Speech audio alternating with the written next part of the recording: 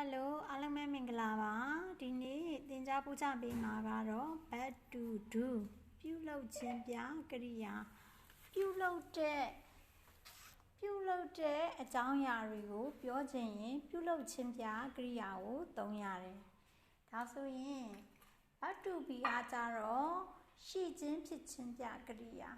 ဒီနေရာမှာဒီအရာဝတ္ထုလေးရှိတယ်ဒီနေရာမှာဒီလူရှိတယ်ဒီနေရာမှာဒီအရာဝတ္ထုတွေတည်ရှိနေတယ်ဒီလူကဒါဖြစ်တယ်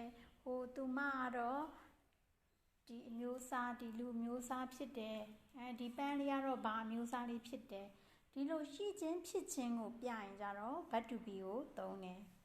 Verb to have ကကြတော့ပိုင်ဆိုင်ခြင်းကိုပြတဲ့အခါတွေမှာသုံးတယ် has have had ကိုသုံးတယ်ပေါ့နော်ဒါဆိုရင်တို့က Verb to do ပြုလုပ်ခြင်းပြကရိယာဒီ Verb to do မှာကြတော့စားတယ်သွားတယ်လာတယ်တို့လုပ်တဲ့အရာတွေမှန်သမျှဒီ Verb to do ကိုသုံးမယ်ဒါကြောင့်မို့ Verb to be Verb to have တဲ့ကိုဘာကပိုကျပြန့်တယ်လဲဆိုရင် Verb to do ကပိုကျပြန့်တယ် Verb to do မှာဆိုရင်လည်းပြစ္ဆုတ်ပံရှိမယ်အတိတ်ရှိမယ်အနာဂတ်ရှိမယ်တူတူပဲဒါပေမဲ့ Verb to do မှာကွဲသွားတာက means was where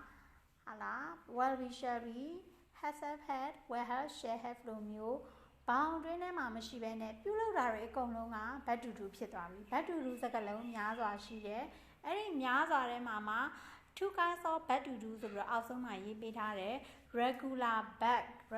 verb ဆိုတာကျတော့ပုံမှန် verb ပေါ့ပုံမှန် verb irregular ဆိုတာပုံမှန်မဟုတ်တော့ verb တွေဆိုပြီးတော့နှစ်မျိုးခွဲခြားထားမယ်ပုံမှန် verb တွေမှာတို့ကငယ်ငယ်လေးတုန်းကverb 1 verb 2 verb 3 verb ing ဆိုပြီးတော့သိခဲ့ကြတယ်present simple present simple past present perfect past perfect verb ing present continuous ဆိုပြီးတော့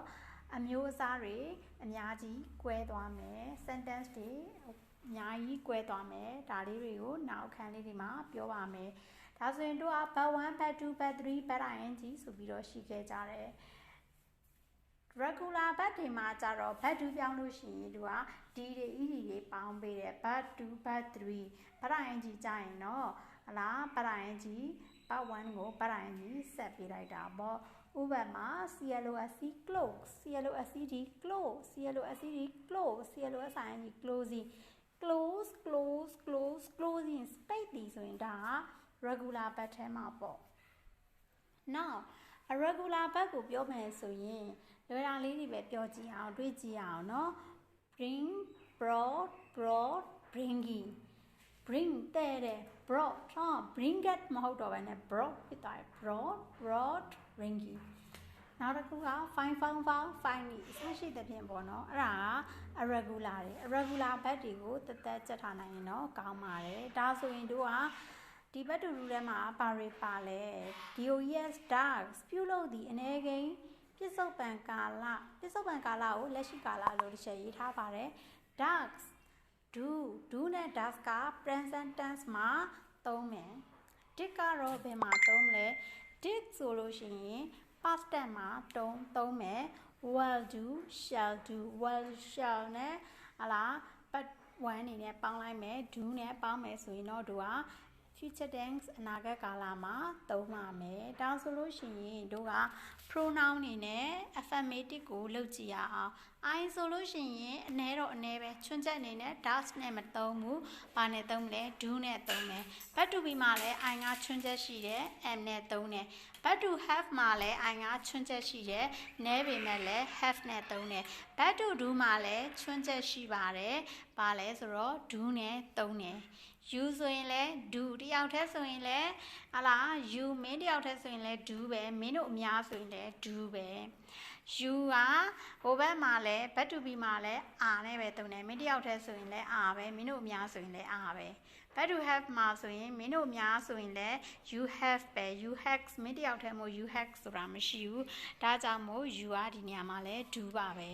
he ဆိုရင် does she ဆိုရင် does it ဆိုရင် does we ဆိုရင် do you ဆိုရင် do they ဆိုရင် do